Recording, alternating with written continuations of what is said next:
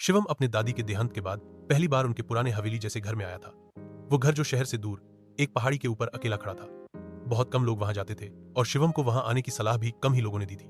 लेकिन दादी की वसीयत में एक चिट्ठी थी, नीले दरवाजे वाले कमरे में ताला मत लगाना। शिवम को याद नहीं था कि ऐसा कोई कमरा था। पूरा घर धूल से भरा था।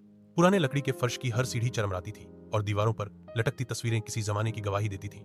दूसरे दिन सुबह उसने पूरे घर का मुआयना शुरू किया। तभी उसे एक कमरा मिला, एक भारी लकड़ी का दरवाजा जिसे हल्का नीला रंग चढ़ा था। वही कमरा था शायद, लेकिन अजीब बात यह थी कि उस नीले दरवाजे पर बाहर से ताला लगा हुआ था। दादी ने साफ कहा था कि ताला मत लगाना।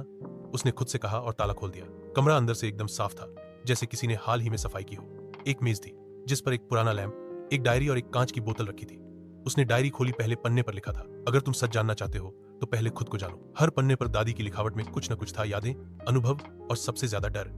डर इस बात का कि कहीं उनकी असलियत सामने ना आ जाए। डायरी पढ़ते पढ़ते शिवम को समझ आया कि दादी कभी इस हवेली की मालकिन नहीं थी, बल्कि एक समय वे यहाँ की एक नौकरानी थी। लेकिन कुछ ऐसी परिस्थितियां बनी कि मालिक ने उनके नाम सब कुछ कर दिया।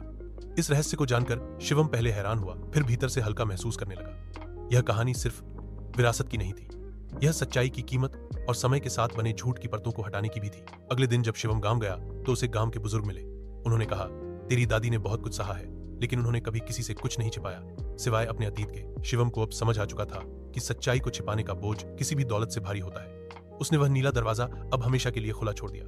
हवेली को एक पुस्तकालय में बदल दिया, जिसमें दादी की डायरी सबसे पहली किताब बनी। फिर लाइक सब्सक्राइब नहीं किया?